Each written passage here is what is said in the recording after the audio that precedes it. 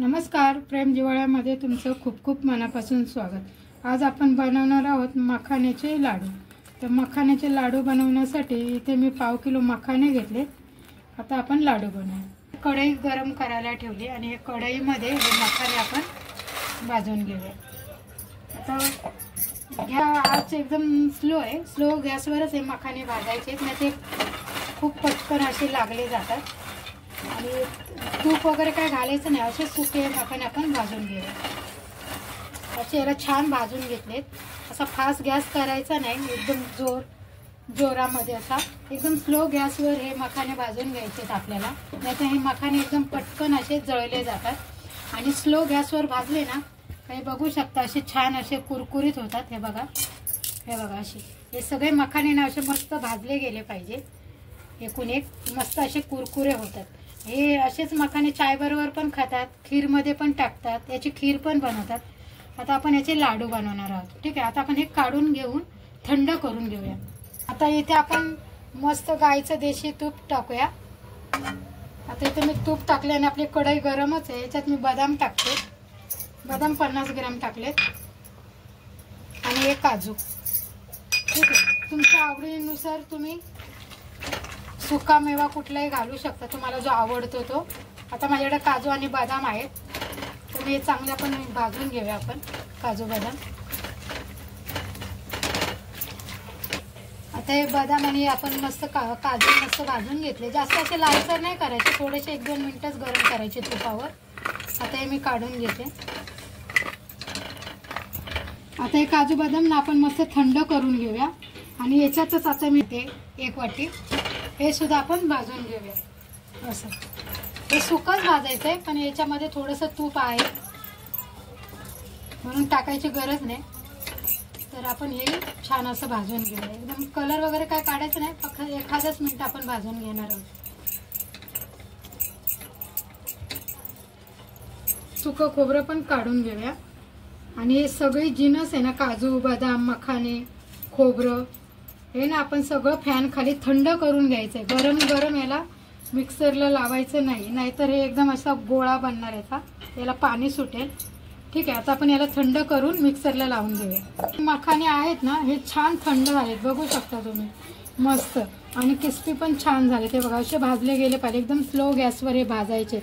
हे मखाणे खूप उपयोगी आहेत, आपल्या हाडांसाठी पण खूप चांगले। ज्याचे हाडं वगैरे असे दुखत असतील ना, तर त्याच्यासाठी पण त्यांनी मखाण्याचा वापर करावा।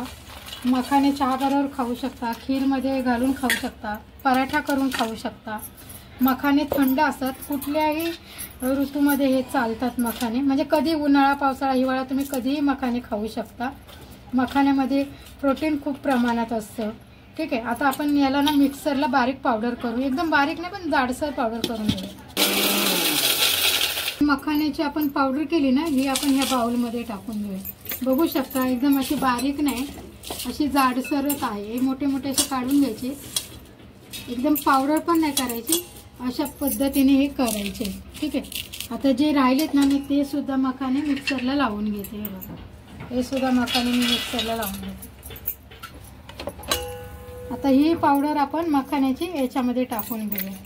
ठीक आहे, आता हे सगळे मखाणे आपण वाटून बारीक पावडर करून झालेली। आता याच्या आपण हे सुकं खोबरं जे भाजून घेतलं होतं ना ते सुद्धा टाकूया,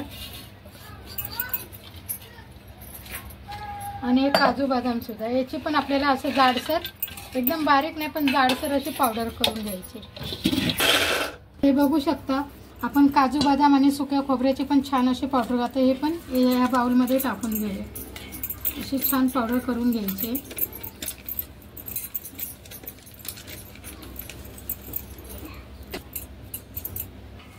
आता हे मस्त आपण पावडर करून घेतली। आता हे सगळं एकजीव असं करायचं आहे आणि ते परत आपल्याला गरम करायला ठेवते।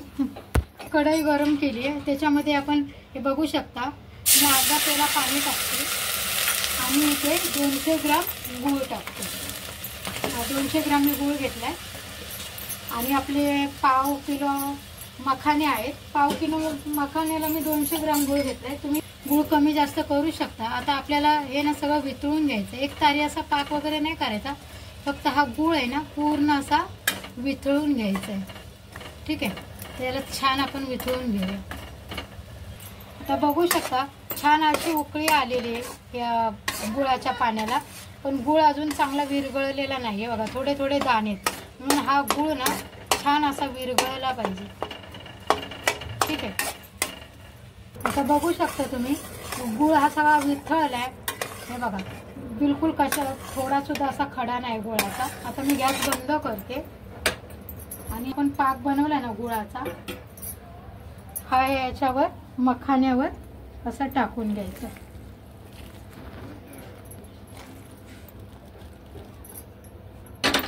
असं हलवायचं. ठीक आहे. आता हा गूळ खूप गरम आहे, आपला हात भाजू शकतो, म्हणून याला थोडंसं थंड होऊन द्यायचं आणि लाडू बांधायला घ्यायचे. आता चवीनुसार मी याच्यात थोडीशी वेलची पावडर टाकते, म्हणजे याची चव अजून वाढेल. तुम्ही याच्यात जायफळ पावडर टाकू शकता, अक्रोड टाकू शकता, तुमच्याकडे पिस्ते असेल पिस्ते टाकू शकता. तुमच्या आवडीनुसार तुम्ही त्याच्यात काजू सुकामेवा टाकू शकता, किंवा तुम्ही याला साखरेमध्ये पण बनवू शकता, पिठी साखरेमध्ये. आणि जर कोणाला डायबिटीस वगैरे असेल ना तर त्याने नुसतं दुधात बनवलं ना साखरेऐवजी तरी चालेल. दुधात पण खूप छान याचे लाडू होतात तयार आणि एकदम पौष्टिक पण मी दुधात का नाही बनवले, कारण मी 10-15 दिवस तरी राहतील. दुधात बनवलेले लाडू जास्ती दिवस टिकत नाही, 1-2 दिवसातच खराब होतात, ते लवकर संपवावं लागतात. ठीक आहे.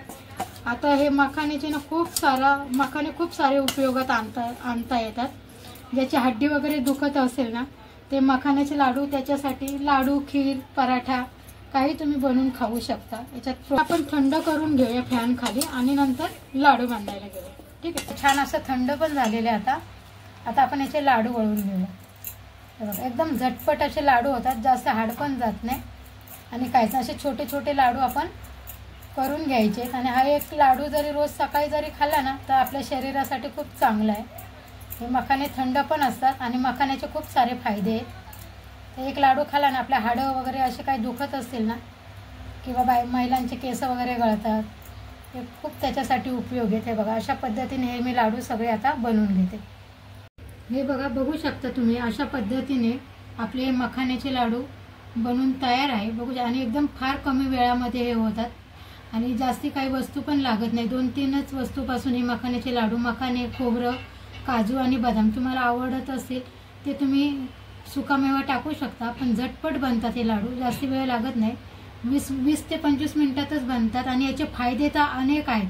आता मी तुम्हाला एवढे फायदे सांगू शकत नाही, पण ज्याला रात्रीची झोप येत नाही, ज्याचे दात दुखतात किंवा ज्याचे हाडं दुखतात, ज्याचे केस गळतात, लहान मुलांसाठी सुद्धा हे खूपच उपयोगी कारण असे मखाण्याचे लाडू आहे. जर तुम्हाला ही माझी रेसिपी आवडली असेल तर व्हिडिओला लाईक करा, चॅनलला सबस्क्राईब करा. Tata bye bye.